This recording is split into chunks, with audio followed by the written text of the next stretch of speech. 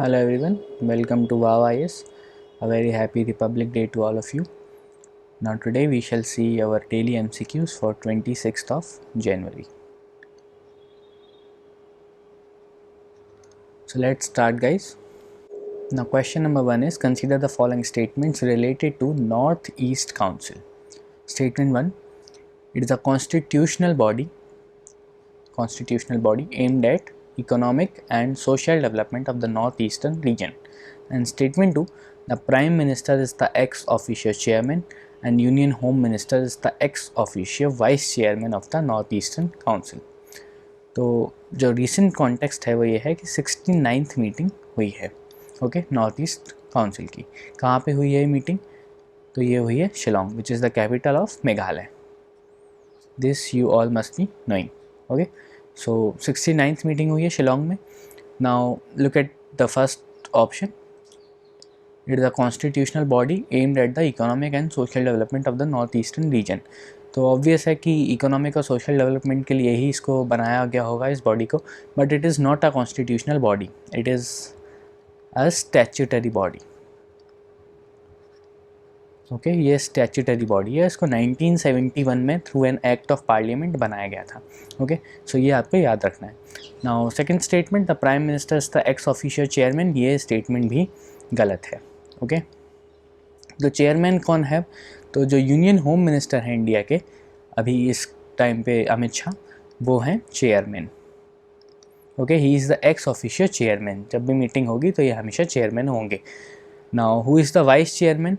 सो vice chairman जो हैं वो है minister of state in independent charge of the ministry of donor. Donor is development of north eastern region. Okay ministry of donor, इसके जो minister of state हैं जिन पे independent charge है इस मिनिस्ट्री का, वो इसके वाइस चेयरमैन हैं, एक्स ऑफिशियो वाइस चेयरमैन. तो ये भी आपको याद रखना है.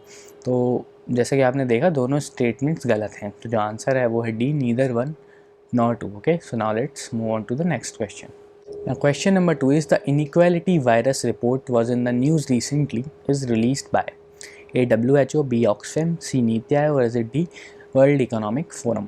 Okay now ये एक रिपोर्ट आई है द इनइक्वालिटी वायरस रिपोर्ट, और ये बताती है कि कैसे जो इनइक्वालिटीज़ हैं सोसाइटी में हमारी,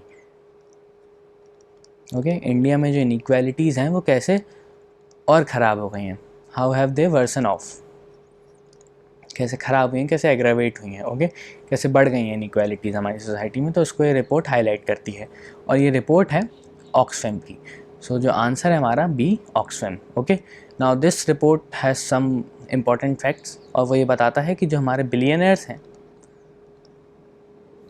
ओके उनकी जो वेल्थ है that has been increased by 35% during the lockdown. Lockdown में जो बिलियनर्स थे उनकी 35% जो आमदनी है वो बढ़ गई है. दूसरी चीज़ ये है कि 2009 से, सिंस 2009 ये जो वेल्थ है जो लॉकडाउन में 35% बढ़ी है वो 2009 से 90% इंक्रीज़ हुई है. ओके तो these are two vital statistics. Now एक और जो ये रिपोर्ट हाईलाइट करती है जो फैक्ट को, वो ये है कि जो इनफॉर्मल सेक्टर है उसमें सबसे ज़्यादा स्ट्रेस आया है ड्यूरिंग द पेंडेमिक, और इनफॉर्मल सेक्टर में लगभग 75% जो जॉब्स थे वो लूज़ हुए हैं. Okay 75% job loss in the informal sector. तो ये आपको स्टैटिस्टिक्स याद रखने हैं. नाउ आंसर जैसा कि हमने डिस्कस किया बी है Oxfam. Now let's move forward.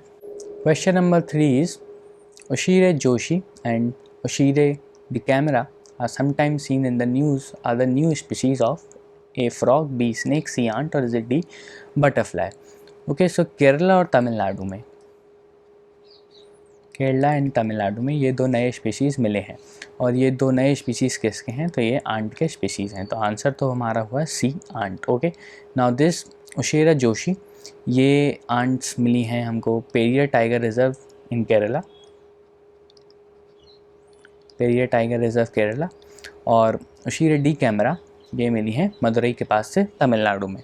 Okay now ओशिरा Joshi, अब ये जोशी जैसा कि नाम में आ रहा है तो this has been in the honour of professor Amitabh Joshi. Okay so ये एक एवोल्यूशनरी बायोलॉजिस्ट हैं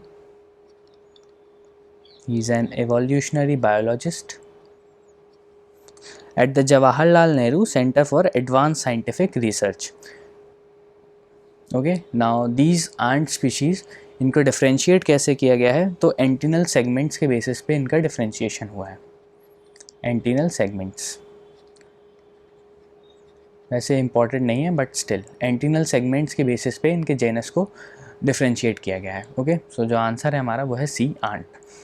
हमेशा यूपीएससी में देखा गया है कि हमेशा एक ना एक क्वेश्चन ऐसा रहता है जिसमें जो न्यू स्पीशीज़ डिस्कवर होते हैं उनके बारे में क्वेश्चन आता है. तो please be careful of these kind of question. These are very important for the exam point of view. Okay, now let's move forward. Now question number 4 is consider the following statements. Statement 1, India is the world's largest potash producer. And statement 2, potash is primarily used as a fertilizer to support plant growth, increase crop yield, disease resistance, etc. So हम सब जानते हैं potash एक fertiliser के रूप में इसका इस्तेमाल होता है. ओके, सो ये प्लांट ग्रोथ को सपोर्ट करता है, क्रॉप यील्ड को इंक्रीज़ करता है. This statement is very generic and this must be true. Okay, now look at the statement number 1, India is the world's largest potash producer. तो ये आपने अभी तक कहीं भी नहीं सुना होगा कि इंडिया वर्ल्ड का लार्जेस्ट पोटैश प्रोड्यूसर है. This statement is incorrect. Okay, तो सबसे बड़ा पोटैश प्रोड्यूसर कौन है दुनिया में, तो वो है कनाडा. नाउ राजस्थान में जो नागौर गंगानगर बेसिन है,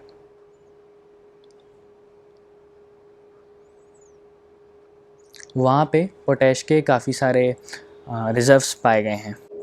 इसके अलावा कुछ रिज़र्व्स एमपी में भी हैं, सीधी डिस्ट्रिक्ट में, फिर आपके कैमूर डिस्ट्रिक्ट में बिहार के, सवाई माधोपुर, करनौली में राजस्थान में, और सोनभद्र डिस्ट्रिक्ट में यूपी में. तो ये काफ़ी छोटी छोटी रिज़र्व्स भी पाए जाते हैं इंडिया में.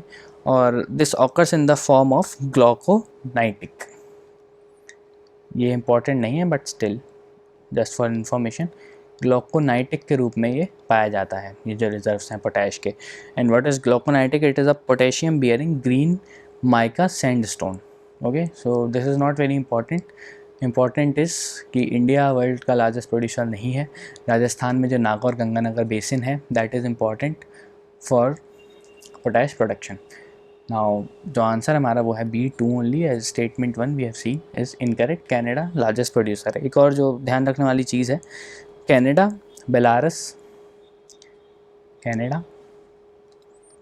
Belarus, Russia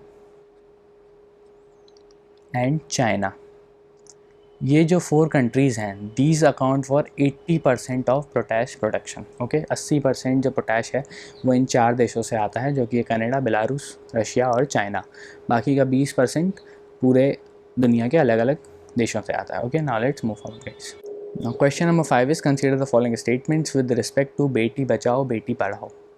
statement 1, sex ratio at birth metric has improved enormously for all the 640 districts covered under the scheme.